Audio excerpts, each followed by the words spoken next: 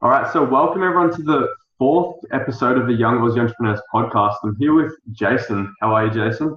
Good, thanks, mate. How you doing? Yeah, not too bad. Thanks yourself. Yeah. Good. Had a good day so far. That's great. So I just want to get into this because I've been looking at all your profiles and you have a really exciting story. I just want to ask you, what are some of the big things in the past 12 months that you've sort of accomplished and achieved? Well, some of the big things in the last 12 months that I've achieved. So we've recently in the business really switched over from like it's a digital marketing agency. And we've recently switched over from just going out there and servicing clients who are already, you know, doing good things and in the community, marketing themselves, but we're servicing them. You know, they're already doing well. They're basically rich people, servicing rich people, making them richer, which is great. Like, we love it. We have some great clients who we work with, who are, just a pleasure to work with. Really enjoy getting all the creative side of things, really, nailing down the strategy. But recently we've kind of switched over to helping people who aren't as further along in their journey. And we discussed this just before, but also some business owners who are, kind of just starting out and can't really afford our higher end service fees. Because ultimately, when we first started, that's what we wanted to do. But you can't make money just helping people who have no money, right? Sure. So we started off as servicing the businesses who are more established, but now we've really transitioned into getting business owners who are only just beginning, getting them set up, offering them different packages and services. And I think that's been the greatest achievement in the last 12 months. I could talk about all of our revenue numbers, how much we've grown and all of that sort of thing. But that really is something that, I can say wholeheartedly is one of our better achievements and something that we're looking to grow continuously in the next few months. Yeah, of course. Because how long have you had this agency for? So I started it when I graduated my MBA back in 2016. Okay, So a little over 2.5 years now. awesome. Because I saw your post in the Young Aussie Entrepreneurs community, and you were Yep. saying how you just went from barely getting by to now doing, I think it was 5 or 6 figures a month. How was Yep. the transition just to go from where you were to where you are now for you? Yeah, so that's interesting. So I forgot that's what I posted. So I think it was 6 months ago, I said that our revenue was like $679, which was no word of a lie. That's why I put specific numbers, because Yeah. that was exactly our revenue. And from that, and then now, like last month, we had our first week of last month equated to the past 6 months in revenue. Like, it was ridiculous amount of growth. We had so many customers, so many different things on board. What I would put it down to is like being relentless with our follow up. Is something that changed for our business, but also getting a lot of top of funnel traffic. So getting out there, posting on Facebook, posting on LinkedIn, emailing people, messaging people. And once you have like a lot of top of funnel people, a lot of people interested in what you're doing, then you can go out and go, all right, I've got these 10 people who I haven't really spoke to in a while. Let's generate some revenue this week. Let's go speak to those 10 people and see what we can do. And that change from, generating the top and then really harvesting and nurturing the middle is something that's changed our business completely. And it sounds like obvious, right? A lot of people say that, but like really, really focusing. Like, honestly, I had a client who we signed about 2 months ago.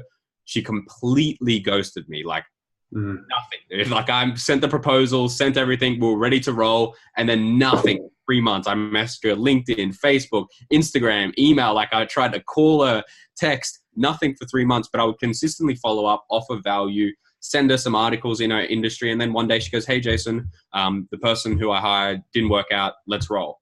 And I'm like, okay, perfect. Yeah. So that's what changed in the business, is being relentless. So yeah. Because I can't remember the exact number, but I think it's 82% of all your business comes after the seventh point of contact with someone. Yeah. And that, like, dude, that couldn't be more true. And I didn't really think of it because I have the agency with my brother, who's also my business partner, and we've both been in real estate. He was a lot longer in real estate. I did real estate in New York City. Right. So I was from that world where like 32 touches, like touch your audience as much as possible. But then I thought in marketing, I'm like, oh, I can be a bit more passive, but nope. Marketing, you are just, even if you're an agency owner, you're a salesperson. Doesn't matter what you think. because people often hear, yeah, people have to see, you have to focus on branding, and people have to hear about you so many times, and people just pass by it lightly. But it's Yeah. true. You really have to make points of contact, always be in touch with people, hit them from different angles, and just keep giving them value until. Yeah. And Yeah, exactly. it doesn't just happen once you sign them on as a client. It's a long lasting thing. Yeah. Yeah, no, definitely. And I think that value gets talked a lot about recently, I think, in the last couple of years. I think Gary V probably brought up the value thing. And now a lot of people just say, "Oh, I'm just trying to give you value." And they don't actually, like, they say I'm trying to give you value instead of giving value. Like, on some of the comments on the post in the Young Aussie Entrepreneurs group and some other groups that I'm a part of, Yeah. they would say, "Oh, what do you think of this?" And I would go and list like 3 paragraphs of what I think, because that's actual value. Not saying, "Oh, I want to deliver value," and then I don't even ask like join my group or follow me or anything like that. Yeah. Straight away they follow me, they message me, they join one of our coaching programs, anything like that, just because. And the thing is, for me, I don't care if they do that, because I've got all my other clients paying me out my salary and everything like that. These people I'm genuinely helping, and then in return they're offering me value by buying products and stuff like that. That's one thing I was going to ask. Is that part of your branding strategy, just to be known and just be out there? Yeah, definitely. So this is a good segue into this, is that like in the last probably year, we were posting every day on LinkedIn, posting every day on Facebook and Instagram, and not really getting anywhere, right? Because organic reach is down on those platforms, especially Facebook and Instagram. LinkedIn was a little bit better. I was getting good connections there, but we were posting consistently on there, delivering decent value, commenting, replying to people, but we weren't really getting any traction. So then we were like, all right, let's try and jump into groups and see what the go is with groups. And we were, in these groups really delivering value, but these people like cared. They wouldn't reply, "Great post, Jason. Thanks for sharing." They would say, "Hey, Jason, what about this? What about that?" And I'm like, boom, boom, boom. And it was enjoyable for me. Yeah. So posting in those groups ultimately, like, cause I love, like, I would talk about this stuff all day, all night. Like, this is what I love. So when these people actually engage and are excited to speak about it with me, I'm like, cool, let's do it. So that was a big switch as well, as like switching to where your actual people that you want to speak to are, rather than just posting it out there to everyone. Yeah, and for you, where are most of your clients? What platforms? What demographics? You mentioned a lot more immature businesses. I wouldn't call them that, but just starting out. Yeah. So our clients, we've actually found a lot through LinkedIn. Okay. And I still think that, I think LinkedIn as a young business owner is something that we got to explore, because the majority of people on producing content on LinkedIn are a little bit older than us, like late 20s, early 30s, and they're producing really great content. But our angle on it is we can look at it from what that means in terms of social, what that means in terms of like anything like that from our actual angle. And I think that's missed on LinkedIn. So I went in on LinkedIn and we're starting to get customers by bringing my approach to it. And a careful line that you have to walk is not call yourself an expert. Just talk about what's worked for you or what you've seen worked for other people. Because some people are like, oh, I can't, nothing's worked for me. So what do I do? So what I did is I went on and I looked at like King Kong, one of the big agencies in Australia. I looked at what they were doing. I looked at what their customers were doing, and I broke it down and then explained it to people on LinkedIn. So that's how customers started coming to me. But the second part of this is like where the younger businesses are is Facebook groups, man. Facebook groups are so powerful these days. You obviously know you're the founder of a great group, and I think that the more people engage and get like active in groups, the better results they're going to get. Like I've got full price clients from groups that I thought, these guys, I think it was like one of Ty Lopez's groups. I got a full paying client from there because they just couldn't handle all of the SMMA stuff. So like, I'll just hire you. So yeah, definitely Facebook groups, man. So it seems like you get a lot of your clients online. At the start, were you doing much cold calling, or has it always just been online? Yeah. So I actually just posted this big thing in. I'll post it in the Young Aussie Entrepreneurs group. Actually, is this massive post because I was like, I am sick of people saying, "How do I get customers?" I'm like, I can name 10 different ways I get customers because I tried every single way. So how I got customers was like, I'll do the big post in the group later on. But the first way was I asked my mum. So I was like, Mum, this is the business that I want to start. This is what I'm skilled at. And she's like, okay, cool. Tell me all about it. And Mum's like a very smart woman. She's had her own businesses before.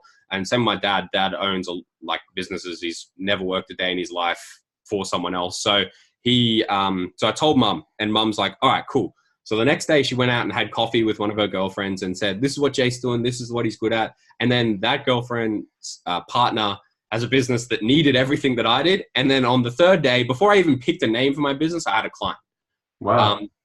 And people don't like, that's such a low hanging fruit because all mums have hundreds of friends. You know what I mean? Exactly. Like, and friends that have obviously make money because, you know, they're parents, they have kids themselves. So yeah, just that's the first tip that I would say to anyone is tell your partner, tell your mom, your dad, tell your brother, tell everyone that you know is close and will already vouch for you. And then whenever in that conversation that comes up, they're going to get you a client.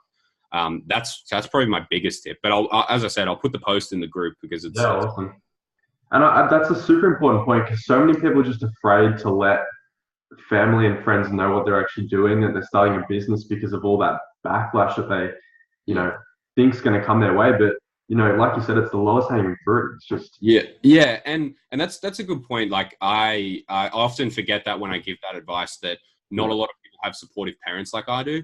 Like my mom, freaking hell, if I dropped out and went and was in the circus or something, she'd support me. Yeah. Like she's brilliant like that. Same with my dad. But some people that don't have supportive parents, all they need to do is just speak to them and be honest with them and tell them everything that's going on. And really, your hardest sell is your parents ultimately. Because I still did. I had to sell my parents that this is what I wanted to do. But if you come at them with logic and explain the story rather than just saying, Mom, I'm going to be an SMMA owner, make hundreds of millions of dollars. Like I said, Mom, this is what I'm going to do. This is how I'm going to start. And she goes, all right, perfect. I can tell people about that. So yeah, that's an important point with my previous point. You just mentioned SMMA. Yeah. There's obviously a lot of social media marketing agencies out there. Not only when you're branding yourself, but differentiating yourself to clients, how do you go about that? I hate the word SMMA. Like I absolutely despise it. Like when it first came out, like honestly, when people started saying I'm an SMMA, I like Googled it. I'm like, what the hell is this? Yeah. And that was already a year into my agency. Like, so I've always stayed away from it. And I actually think that the more these people do these things and like the more these courses come out and stuff like that, the better off I am because we service our clients to no end. Like some of our clients will tell you like everything that we do for them. And we don't call ourselves a social media marketing agencies. We say we're a digital marketing agency. Yeah. We can solve this, like we can solve these 3 problems. We always say that there's only 3 problems. Yeah, I like that. Rather than saying, we'll do your Facebook post. Like we don't post on people's Facebook account. There's no ROI in it for us. We'll do your lead gen. We can help you with funnels and we can help you with some SEO and AdWords. So yeah, I try to stay away from that world, even though I'm in it, as we talked about before, is that I'm trying to get customers in that I'm doing a bit of coaching and I'm doing some courses with. But I try to stay away from calling myself that because you're going to limit yourself very, very much. And a lot of people do. Yeah, I think that's super important. Like, even though you are doing I wouldn't say the exact same thing, but in a similar branch to all these other businesses, by differentiating yourself from saying, hey, we actually solve these problems, instead of saying we do this, this, and this. It's so simple, but it just, exactly. And you said, how do I stand out, like in terms of branding myself, is the fact that like most of our customers who work with us, they only know JCF Media, my business name, when I send invoices that say it's from JCF Media. Like that's the only way they know it. Otherwise they're like, I'm working with Jason. So that's the big thing, is that it's always, like I always say, people say B2C, B2B. I just say like P2P, like person to person is the best way to sell. We've always, we've been in meeting with like 10 people in the boardroom and I'm just standing there like, oh crap, I'm not prepared. But because I'm the person and I'm the person that they believe in, that's how like people are attracted to me, is that you really got to focus on being the person. And I don't know if you're into like funnels at all, but Russell Brunson always talks about like some of the best businesses in the world have the attractive character. And if you just rattle off some businesses off the top of your head, Apple, Steve Jobs, Amazon, Jeff Bezos, like, Facebook, Zucks. Like, if you think of those big companies, they always have an attractive character. So my main goal is always being that attractive character and being at the forefront of my brand. Yeah. And that's the best way to attract customers. I single-handedly, that's the best way. Yeah, I completely agree with you. A lot of people don't just want to see the front anymore. They want to see what's behind the business, what's going on. And that's why I think Nick and Alex, or Nick Merkovich and Alex Tomich from High Smile, they do it so well because they don't just show you the brand itself. They let you behind the scenes on everything that's going on because people have that personal and emotional connection with what they're purchasing. Yeah, exactly right. Like Nick and I played soccer together.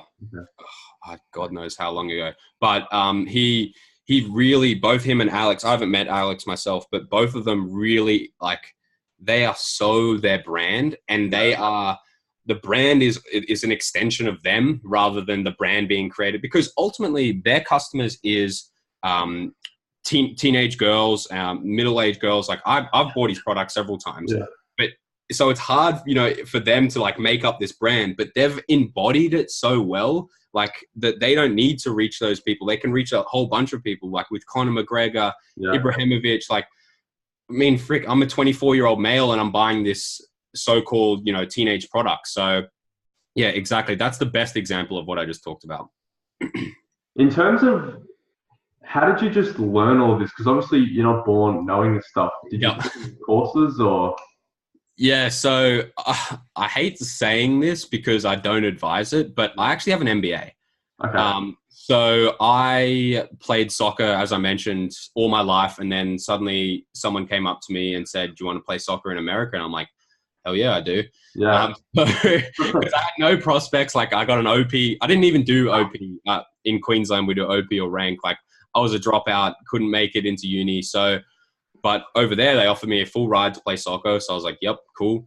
I couldn't play my first year because of some NCAA rules. And then I started doing business courses and I really started latching on. One of the professors that I worked with was like, he founded a company that he eventually sold to IBM for 40 million. And he said that, and he was only like 38. And he said he was going to the gym every day at 10 a.m., but all old people were there. And he's like, dude, I can't do this. So he went back into teaching. So he started teaching and I really connected with his story and eventually accelerated my learning at school and got my MBA paid for as well. Yeah. I wouldn't recommend doing that because everything that my MBA taught me, it teach me like how to run this business properly. It taught me a lot of the fundamentals, like anything to do with our taxes, anything to do with our business structure. I can, handle that completely, which is, very good. But most of the time someone can do that better for you. I just live the industry. So every single day I'm on Ad Age. I'm on TechCrunch.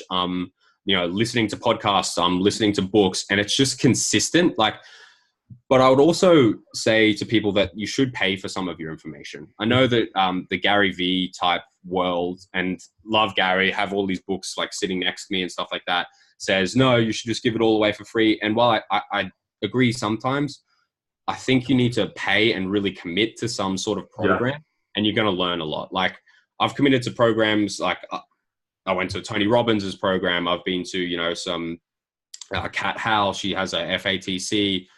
Tristan, I forget his last name. He has a e-commerce program. If someone resonates with me, I'll buy their program. I'll go through it, see what happens. And then I make the tweaks in our ad campaigns. And if they work, then I'll keep listening to that person. If they don't, then I'll move on. It's just trial and error, man, like consistent trial and error. Yeah, and you touched on commitment so much there. And people don't want to pay for education and learning. But at the end of the day, like you said, people who pay probably have a much higher success rate. I wouldn't doubt that at all, because when you get something for free, it's like, well, if I stop learning, it's okay because I never paid for it in the first place. But you actually pay, have to see it through, are the ones that ask all the questions, are the ones that, ring your phone because they want to know everything because they paid for it. Yeah. Oh, damn right. And Billy Jean just sold his course for $31. I bought it, haven't opened. Like, it also, the price point matters. And I'm not a big person on like, you've got to buy all these courses and get in all the programs and go up through people's value ladders. But Russell Brunson in his book said that he has invited 10 people to his $20,000 program that he gave them for free. And those 10 people have made $0 from the information. But people pay $20,000 have made millions. Yeah. You value the information a lot more. Not saying that what he's saying isn't true, and if you hear it for free, you can't apply it. It's that you're valuing it, you're putting your money, you're committing, you're getting yourself so much more psyched up for learning this content. And I think that a lot of young people want to go it alone, and you can Google everything, you can YouTube everything, but to get your basics and fundamentals in, take a little course. And then I Google every day. Like, I was like, how do I, create YouTube ads? And I just went on YouTube, figured it out. Someone actually pitched me a course, but I figured out enough on, just YouTubing it. So just in your downtime, instead of watching Netflix, like, watch YouTube videos and listen to podcasts. Like, I love Netflix. Like, I'm, my now wife and I, we watch Netflix every night, at 10 o'clock, one episode, go to sleep. But when she's not home and when I don't have to spend time with her, I'm on YouTube. And like, when she's away or anything, I'm on YouTube, I'm on podcasts, just learning as much as possible. Yeah. It's probably one of the biggest mistakes I ever made, not investing early enough. I tried e-commerce for a good year without much success. And I mean, the day that I got a mentor, my results just went through the roof. And yeah, it's crazy. And I think that a lot of people are scared to make that investment and are worried about it. Like, I also say that if you are selling courses, you have to believe in them and you advertise like you believe in them. So people that say, oh, he's just spamming me, or like, who's a good example of that? Tai Lopez, he just advertised. But I think Tai believes in his course so much that it is his freaking duty to sell you the course. Like, that's a Grant Cardone thing. Like, because your life will be better off. Yeah. And I think that, like, if you can sense the people that really believe in their product, then you should invest. Yeah. So that's my take on it. That's a good point. I mean, it's more, and that leads into like it's probably an ethical obligation to him, because as you mentioned, Grant Cardone, like, if you know you can do more, then you must do more. Like, it's just about helping as many people as you can. But then again, I don't want to get that mixed up with people who just sell courses and make most of their money off courses. Yeah, definitely. I try and target people, if I want to learn from someone that makes their money from running their business. Yep. Opposed to someone who, does selling a course. But you talked about going to school and university before. I never actually went there, but it's interesting to hear your take on it. Is it worth doing? So I knew you were going to go there. Yeah. So I was the worst high school student. I was good at soccer. Like, if you're good at sport, and anyone who's good at sport will relate and say, like, screw school. Like, I did not care about school. I was in soccer twice a day. I would miss my last period. I was getting C's and D's. And like, luckily my parents are so supportive, because they let it go. But I was so bad. I was such a bad student. And eventually, this opportunity come across. And it's tough, because I can't say that I wouldn't recommend it, because my best experience of my life was in college. And I ultimately got my MBA, and I ultimately met people that have led me to where I am today. But I'm quite rare, because I graduated with 200 people who have the same degree as me, all of that, and then they're still working at fast food restaurants. So I took that opportunity and really owned it. So it's hard to look at it. I'll look at it from purely an information perspective. University is not worth it. Most of what I could have learned online, I could have taken a course. I honestly could have finished my whole MBA from start to finish in 6 months, but it took 5 years. Right. So information-wise, that's purely what you look at it in terms of an investment. It's not worth it. And people have to pay.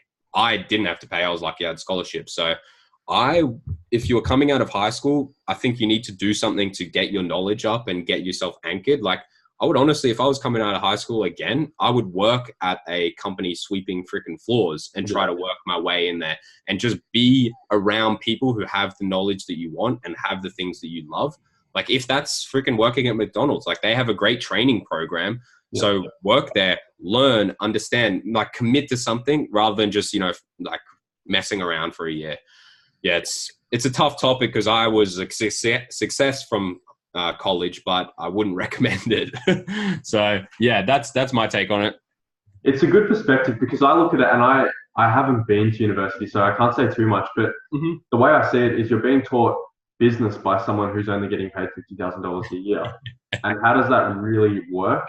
Yeah, that's why I mentioned my teacher, who like honestly he's a close friend now. Is that he said like his story was, you know, yo, I hated being retired, so I come to university. I don't take a salary. I just do this because I love it. Yeah. And he was so passionate about teaching, and that's how I learned. And he also hated the school system himself because he one of his classes was you get he wanted to make it an A or an F, and like if you get a B, that's an F. But the school made him do an A, C, or an F so people could pass. But he like said, this is how it works in the real freaking business world, is that you either get the client, you get Yeah. the sales, you have a successful business, or you fail. So I'm not going to sugarcoat it and give you a freaking B plus because you had a nice presentation.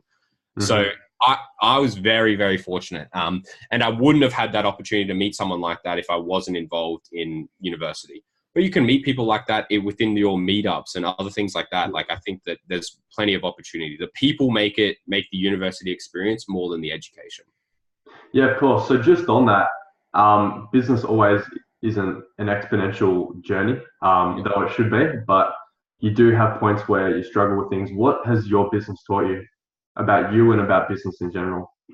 Um, is that so? Not a lot of people know this, but you know, Amazon was supposed to be called Relentless. Never knew that. Yeah. So if you go to relentless.com, it redirects to Amazon. Wow. Because Jeff Bezos wanted to call it Relentless. Luckily, he called it Amazon, you know, the biggest thing in the world. Yeah. But that is, it's a key thing that I always talk about, is that every time we have something bad in our business, the next day we get up, we get moving, we act the same, we hit all our goals for the day and keep moving forward. And Mm. it's such like cliche advice, but it's so true. Like we lost a client 2.5 weeks ago, got off the call, called my brother, business partner, and said, all right, we lost this. What did we do wrong? All right, let's move on. And then that afternoon, we signed another client who was a cold lead because we didn't let the bad affect us. But we're also quite weird in the fact that we would sign something huge. Like one day we had like $10,000 worth of clients signed in one day. And we're like, whoa, like this is freaking awesome. And Yeah. then that afternoon, like it was a Friday, like late in the afternoon, we were working on other client campaigns. We were working on building other things. And then on the Saturday morning, I completely forgot about the day before. I just continually, like I don't let the highs really like take me and celebrate and have a massive weekend, but I don't let the lows go there. So I'm always kind of mellow and just relentless about it. Yeah. And don't get me wrong, I'm really passionate. When I like sign a client, I'm trying to be better about like, yes, hell yeah, let's have a beer or anything like that. But if I do that, then the lows kind of affect me a little bit more. So just relentless and consistent. That's my biggest advice to people, is that just don't freaking stop ever. Yeah. I'm with you on that. And that comes back to something I heard from Gary Vee. I mean, I listen to people like rant a lot more than Gary, but Gary Yep. did at one point. He missed out on a $10 million client. They went into a board meeting and completely just missed the deal. And he said, at the end of the day, it's my fault. And Yep. what am I going to do about it? Like, I can't dwell on it. You just got to keep going. Yep. And that is a huge thing. Like he did a talk in Brisbane. He said, I think the freaking weather is my fault. He said that. And I was like, it makes sense, because when you have that control over your life, you really don't care what anyone thinks, and you Yeah. can always get back and better. Like, it was probably 2 months ago. I said to Chris, I was like, my business partner, I said, all right, let's freaking make this month better. It is up to us to like get us out of this situation, make our business really great. And then by the end of the week, we achieved what we wanted to. And it wasn't always the direct, like we weren't getting direct results from what we were doing, but because we were relentless and trying, other things started to fall for us. Like, you know, people always talk a lot of crap on, you know, the law of attraction and things like that, but it's not just the law of attraction. There isn't all of that stuff, but if you are doing and taking massive action, things are going to fall. Like no matter where they fall, it doesn't have a direct correlation. Things will fall when you take that freaking massive action. And it's all up to you to go out there and control it. Yeah, that law of attraction stuff. I mean, it's it's a weird topic, isn't it? Because I like Yeah. to, I'm also think about it as the law of action. Like, Yeah. Yeah. That's a great way to think of it. Yeah. like you can think of a glass of water and how thirsty you are, but until you actually pick it up and drink it, nothing happens. Nothing happens. Yeah. Yeah. That's yeah. So just on that, because you talked about getting started in business and just going all these directions. I had a look at your site and you guys do SEO, you do Facebook ads, LinkedIn. Yep. Should someone get really specific at one thing, or should they branch out like you guys have done? Specific. 100% specific. In fact, we dropped AdWords and SEO recently. Like we do it for customers, but it's not as a common offer for us. I would get so specific because one, it makes your life easier. Two, you become an expert. And three, most of the time, other things you can outsource and you can still make money off. So we outsource most of our web design work now, our SEO, our AdWords, because that stuff was not what we're good at. We're good at making the Facebook strategies, making the marketing strategies, and that's what we love. And we freaking dove deep. And this is a good advice for people looking to start agencies or any type of business is that we said JCF Media, the full service marketing agency. And I'm like, how can we be full service when there's only two of us? So we were though, but we're working 18 hours a day each and earning like $100. So, yeah. So we changed it and we ultimately could up our prices and we got really good at what we were doing. So I would be very, very specific, especially at the start. And then things fall off there. Like a good example is Facebook. They were the university student social media. And then they became the high school and then they became the world. They were specific. That was their goal, owning that, creating that market, and then just growing from there. So I would really, stay specific at the start and then grow from there. Are you specific on a type of niche too, or just the procedures? No. So a lot of the SMMA training is like, get down to your niche, like be really good at that. And while I completely agree, I think that you should start a niche, but it's really tough to do that because I'm in Brisbane, so it's a bigger city. But if some of these people in these small cities are like, they get through the 20 dentists in the area and then they're screwed. So my first customer, they actually produce a food that makes cows poo better. Okay. So that was my first customer. Like that's who my mum recommended me to. And if I was like, no, I'm only freaking dentist, I wouldn't have had the opportunity to work with them. I wouldn't have learned from them. And then I wouldn't have been able to service another customer who's in a similar niche. We always like to apply, I think that it's good being in different niches because we have a customer in transport that we apply a lot of their tactics to other niches. We have a customer in e-com who we apply their tactics and the beauty of what they do into a real estate company. Yeah. So while again, I'm conflicting myself, but I would recommend being a little bit niche, but not being too scared to branch out. Because that's where you learn and that's where you really grow, is that we take different things from different niches and apply them. So that's my take on the whole niche thing. Yeah, like you said, you can niche down and get really good at a particular industry, whether it's the car industry, the auto, restaurant industry, but it's good to have that broader knowledge to put, in definitely different niches.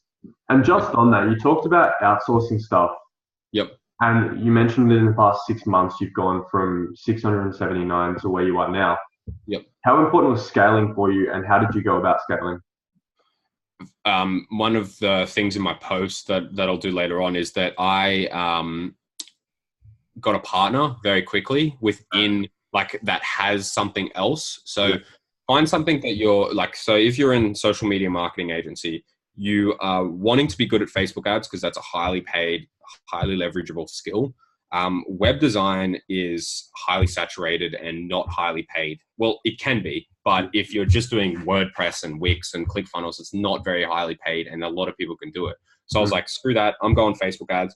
Let me find a partner who is really good at web design. Yeah. And then as soon as we found that partner, they gave us 3 clients. We gave them 5 clients and it just kept growing from there. But you have to find the right partner who represents your brand, because sometimes it comes back on you if that partner doesn't service the client as well as you would have. So I would highly recommend finding partners rather than just like outsourcing things to people on Fiverr and Upwork.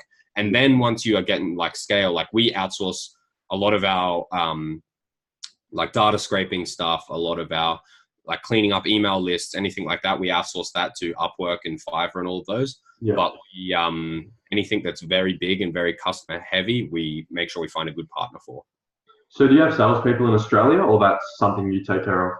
We take care of ourselves. We closed the agency 2 months ago to new clients, and then now we're opening it back up because we've got more, we can scale a bit better. Mm-hmm. So we take care of the sales process ourselves. The top of funnel stuff's reasonably taken care of by our content and groups and things like that now, which previously it wouldn't. Like, again, I wouldn't say do that for new agencies, just focus on content. You need to do cold outreach. But most of our top of funnel stuff's taken care of. It's just about nurturing and closing from there. Yeah, and I love how you're still, even though you've built this to such a big agency, you're still partly in the business, because a lot of people, when they want to get into business, just see, I'm going to go for the money, make all the money, but then don't understand all the back end systems, tax, ABN, setting up, what type of company to go with. And just the fact that you're actually in it and you understand everything saves you a lot of trouble. Saves me so much trouble, but I would also recommend that eventually you get to a point where you can step away and really focus on the thing that you're good at. My dad is the best example of that in, an entrepreneur that I look up to, is that he has always been such an entrepreneur who can freaking do things so quickly, so strongly. But he fails sometimes to step away and go, all right, this is what direction we need to take the business in. This is how we need to do things. So I would always recommend that you, like you said, like be in it, know it, because you are the expert. You are your business. Yeah. And then once you know all of that, you can kind of take a little bit of a step back and focus on the things you're good at, which is something that we're trying to do over the next couple of months. Yeah, of course. Would you have any advice to people about systems and back-end stuff that's not to do with the actual money generating side of the business? Yeah. So systems is absolutely everything. Like, we were a freaking mess when we signed our first client. Word docs, like freaking long email chains, Excel spreadsheets, like nothing organized at all. So we actually created this freaking awesome sheet that holds all of our customers' information, like down to what their mission is, what color their logo is, what font their logo is, and then it holds all of the information about all their campaigns. And we send that to them on a Google Sheet. We keep everything there, and that's how whenever we need to know anything about the customer, we just jump on the sheet and go, oh, okay, yep, that's there. This is where they're at. This is what strategy we're at. So very, very system oriented is something that we have been in the last couple of months. So what I would recommend is, because we spend, even when we weren't making money, we would spend $2,500 to $4,000 on SaaS products a month. So we would like freaking the Infusionsofts, Zooms, the works. But I would find your SaaS product, learn it, know it, and then just ignore everything else. Like, there's never going to be a perfect product. Like, we actually just dumped Infusionsoft because it kind of sucks. So make sure you learn it, know it, and really understand it, and then implement in your business. Always take their free onboarding calls, because they'll always help you out there. And that would be my advice, is that systems should be one of your first priorities in setting it up. And then you can keep scaling, and you can take on 20 clients. Sometimes when you don't have a system, you can take on 2 clients and be freaking broke and not have, any energy. But if you have a good system, you can take on 20 and make just as much money. And once you build those standard operating procedures, it just helps, like you mentioned, when you want to scale, you can go out and hire a new salesperson or a new graphic designer or a virtual assistant overseas, and you just pass on the operating procedures that you've already built, and it saves you time and money from having to teach them everything. It's so important.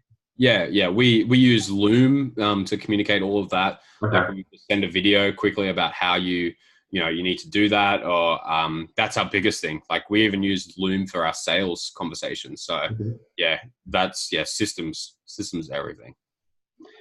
And aside from the way you're currently scaling your business and growing it, what are your 12 to 20, 36 month goals, and what impact do you want to have within that time? Yep. So our goal was, we actually got like real granular with this in terms of deciding the numbers that we wanted to hit.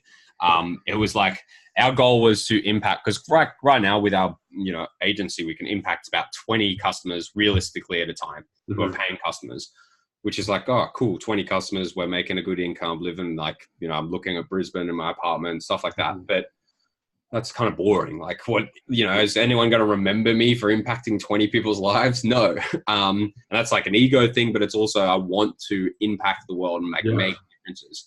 So our goal was by the end of this year to impact 200 individuals' lives each. And that's through, we have a group coaching program. We also have a course, and we have a free group that we're impacting, and our clients as well. So our goal each was 200 people, and we actually didn't tie a monetary value to that, which I think is, we do have some monetary stuff that we want to hit, our revenue goals and everything like that. But our goal was the impact over the income, because right now we've learned that every time I'm jumping on these groups, I'm giving this free advice that, boom, I get a Stripe notification, $500 purchased, $1,000 purchased. I'm like, oh, well, cool. So, 200 impacted lives within the next year. And then I want to double that every year until it's like freaking 1 billion or something silly. and part, of course. And part of that comes back to your branding strategy. Like you said, posting in these groups, there might not be any front end monetary value, but down the track, you've built yourself up as this, value machine, I guess. And it just helps so much more. I really like that. And you also touched on helping 200 lives, but it's also more than that, because it's not just the direct 200 businesses that you're working with, it's the broader community, their families. And dude, I mean, that stuff, that's so true, because every time I help like a small business person, that's why I like helping these small businesses or people who can't really afford our big agency fees, because I'm helping them. Like, one company we work with makes $200 million a year. Whatever we do is feeding, we're not feeding anyone, we're not feeding any homes, we're just ticking along with the revenue, which I love. Like, don't get me wrong, like, they're one of my favorite customers, but some entrepreneur that we spoke with the other day, like, he is putting food on his table directly as a result of what we're doing. And that's like powerful. You're feeding this little girl, like young little cute girl, who's getting food because of what you're doing. And that, like, I could get emotional about that stuff, but that's life, right? That's what you need to do if you have, because I really do think, like you mentioned earlier, that you said, like, how'd you learn all this? Like, I really do think that I have a talent for a lot of this, more so than everything that I learn. So it's, as I said, my freaking duty to pass that on and make sure I help as many people as possible. Yeah, I'm glad you mentioned that, because I'm not sure if you've read Grant Cardone's 10X rule. Yeah, I have actually. Yeah, I listened to it when I was in New York in the subway. It's a great book, and he does mention there. He said before he wrote it, he was working with big companies, helping them make money. He makes them money, they make him money. But at the end of the day, they're only just talking about money. There's no actual exchange of anything other than money. And money is important, don't get me wrong, but there needs to be something else in it, to help these companies. Oh yeah, like last week. Well, next week's like a big pay week for us, the first of the month. But and we've been paid some days where we're like, holy crap, our bank account's looking lovely. And then last week we had a message from someone that said, dude, your course is so much better than Ty Lopez's course. And I was like, and then he's like, this is the stuff that everyone needs to be hearing. This is the stuff that will help my business out. And I'm like, damn, like, that's pretty cool. Like, when you have that feeling, it was so much better than any monetary value to anything. Like, he was just genuine and something that was really helping. So yeah, that's the big thing. Yeah, Grant's right with that. That's what I want to do. Yeah, of course. So aside from business, I do think taking small breaks is important, but on the bigger picture, I think if you can do more, you should do more. Do you actually take time to rest and do other things other than work?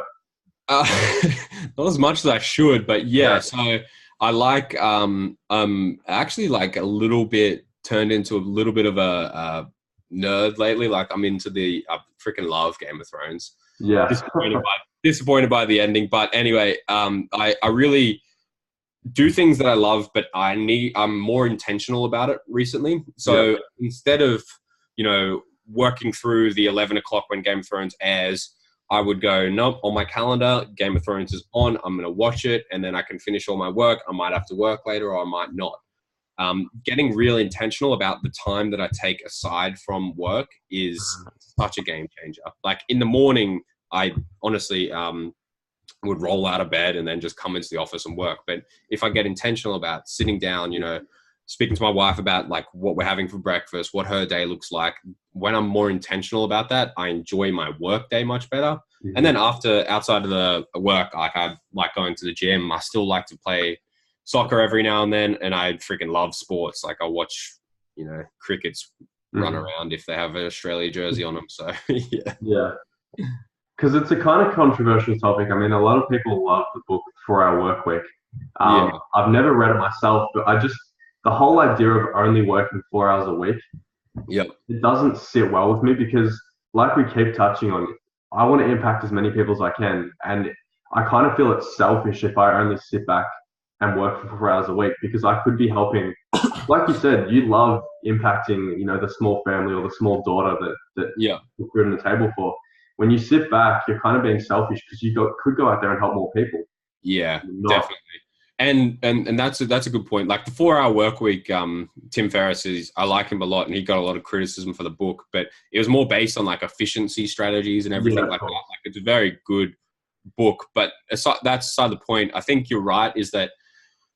But I'm one of those people where I'm like, if I get caught up in that, then I'll drive myself mad and I'll just work nonstop. So I try to think like, you can't help everyone, Jason. Like, a lot of people do see on the news and they're always victimized by things on the news. They're like, oh, like Labor and Liberal. I'm like, and they get up in arms about it. Like, I can't really impact that. Yeah. So, you can with your voting and everything like that. But if you're going to let it like affect you so much, then you're just going to have a miserable life because, anything you see on the news, whether it's an old building burning down or, animals dying or anything like that is going to really affect you. Yeah. Back to the point of like, you can't help everyone. So I do try to be intentional. And when you get intentional, because I'm one of those people, I work nonstop, 3 a.m. I wake up and work. But when you get intentional about your breaks and taking time for yourself, you can reinvest that time. I always think of time as like something you can reinvest later, your energy. So you have that energy back and you reinvest it in your work, and your work, that hour impacts 3 times more people than if you worked 4 hours or whatever. Of course. Now, this is a really cliche question because everyone asks this, but I like asking it because everyone has their own message and can impact people different ways. For the people in the group, what is something that actually can genuinely help them if they were to take action on one piece of advice that you could give them? I would say, and it's a common theme, like I've been, one of my good friends is a coach, like he's a high performance coach and he speaks to a lot of people and he talks about words, how you need to, everyone has these words that they're constantly drawn to. And something that we talked about earlier was the word relentless. Yeah. And I don't like giving cliche advice or anything like that. Like I think that I would rather tell you how to run a Facebook ad or anything, or how to set up your business. But being relentless about every single freaking thing that you do will get you far. Like I'm relentless if I set my mind on something. Like I've been out of soccer for a year because I've had some bad injuries and I was like, I'm unfit. I'm not going to run a 2K. Like I'm going to run a freaking half marathon or something stupid. Like, and then I set these relentless goals where I'm like, boom, hitting them every single day. And just never freaking stopping with it. If you believe in it enough, like you've got to have that freaking belief in yourself. And you can keep getting that belief by learning more and like asking questions. Is that, sometimes our Facebook ad campaigns would flop. I'm like, I'm an idiot. Like I'm dumb. I'm not good at this. But then the next day I would go, no, I'm going to learn this. I'm going to do this. I'd speak to our clients, reevaluate and move on, and just consistently over and over every single freaking day. That's my advice. It's a bit cliche, but being relentless and intentional is the best thing that you can do. I can tell that you've read the 10X rule because it's just about, not stopping at what most people get satisfied at. It's just pushing and keep going and over delivering. every single time. And I love that about you because I can just tell that you're all about that. Oh yeah, big time, man. And that's where we were at. We're at a point where I was like, well, we could have this agency and it'll be cool. You know, we make 50 grand a month, just chill out, drink Mm, some beers on, you know, a Tuesday afternoon, whatever we want to do. But I was like, that's not really like what I'm doing this for. You know, money's cool and all, but like, let's grow and let's continue to grow our potential. And that's why, like I resonate with people like The Rock. Like, what does The Rock need to work for? Like, LeBron James, all those guys. like Yeah. what the hell does he like? Dude's the freaking best looking man in the world. He's Mm, the biggest man in the world. He's the biggest actor, but he wakes up at 3 a.m. He's grinding. He's on this movie. He's on that set. Like they film Ballers in 2 weeks because it's the only way they could fit into his schedule. Like he's someone who's really like living his truth and doing what he loves, and he has to relentlessly do it. Like I love that. That's what I'm all about too. yeah, of course. Are you planning on just scaling this agency, to the moon, or do you have plans to move into other industries or businesses or ventures or branching out your current business? Definitely looking to branch out a lot more. I think the agency stuff is becoming a little redundant with a lot of people doing it. I'm not Okay. saying that it's going to go away at all. I think that the agency that is going to grow for another 20 years, but I also think that I will get over it eventually. Mhm. And right now we're looking to take on, 5 more new clients, and then we're probably going to just hold on to our customer base and keep the agency on that side so we can service the crap out of those people. Like Yeah. I am not going to take on a client that I can't really service. So that's where we want to go with the agency. And then we want to go into the coaching space with this stuff where we can help a lot more people at like better prices. Mhm. We're into a course. We have, as I said, our free Facebook group, but also a lot more like big business ventures. Like I want to be in rooms with people that knowing this. I want to be in rooms with the writers, not the readers. Yeah. So like I really want to scale up, and I'm not sure what that looks like, but that's okay to me. Like, is it a product? Is it a SaaS? Like, what is it? I'm not sure what that looked like at the moment, but I know that I'm going to get there by constantly, pushing myself. So that's the goal over the next couple of years. And is that something that you think will happen that you're starting to work on straight away, or is that just something that will naturally? That's something that we're working on straight away right now. Like we are real, as I said, intentional about it. We're trying to grow. We are trying to be known in this space, especially in Queensland and Australia, because I don't think there's enough people in Australia really pushing good messages. Mhm. So we really, are pushing for that right now. Yeah, of course. And you talked about getting on stage and stuff. What does that impact look like for you? Is it, writing books? Is it mentoring people? Is it? Yeah, I always when I first heard the word mentor, I was like, what the hell does that mean? And then I Mm, was like, well, my dad and my teacher and other things, they're quote unquote mentors. I really do want to help people like directly one on one. I think yeah. that sort of world is where I want to go.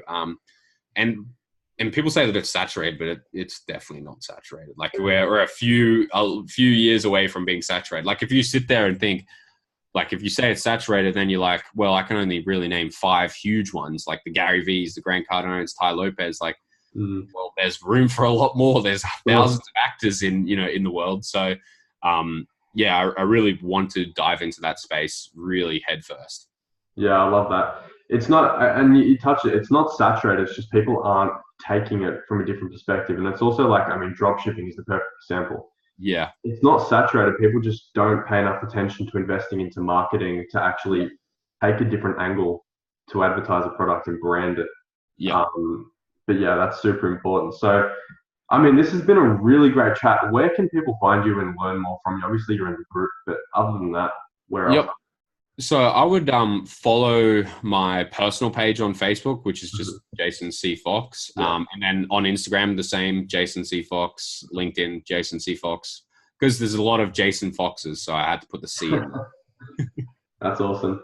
Yeah. And you have a program or a course that people can check out? Yeah, I do. I have a course that I've designed with my business partner. It's called Funnel Accelerator. It's Mhm. basically, it literally like, I don't even know how to describe it. It will hold your hand through setting up a freaking Facebook page Yeah. to achieving your first sale. and then consistently rolling in the machine. And we have like master classes that will continually grow. Mm-hmm. So yeah, funnelaccelerator.co is the link for that. And then you just go there and you'll find all the information about it. Perfect. Well, Jason, it's been really good having you on. Thanks for dropping all the knowledge. Yeah, awesome, man. Good speaking to you. You too.